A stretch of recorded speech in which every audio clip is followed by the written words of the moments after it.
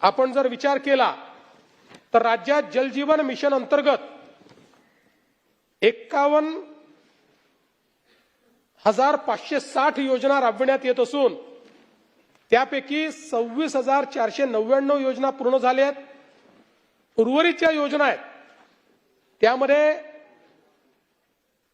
75% 99% पर्यंत काम झालेल्या योजना 8,766, 50% ते 75% काम झालेल्या योजना 7,669 योजना, 25% ते 50% 4,953 योजना, 25%च्या आत ज्यांचं काम आहे 3,354 योजना आणि ज्यांचं कामच सुरू झालं नाही अशा 367 योजना आहेत.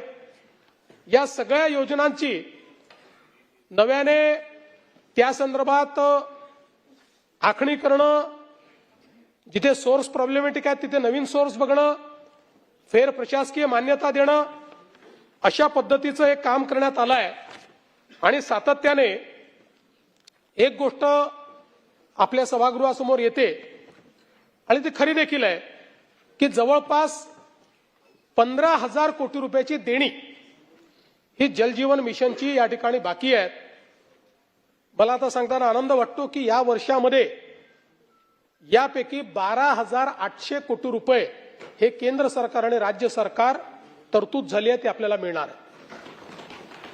12,800 कोटी रुपये. बाकी आपण मग काही अजून ऑनगोईंग योजना असतील, काही आपण कर्ज घेणार आहोत. त्यामुळे हा जो काही एक तिढा जलजीवन मिशनचा निर्माण झाला होता, हा नाही 1400 कशी आहे यावर्षी 1400 + 1400 अशी 2800 आणि 5,000ची पुढची 5,000 मॅचिंग घालावे 50%ची आहे ना, ते देत नाही म्हणून आपण देत नाही आहोत.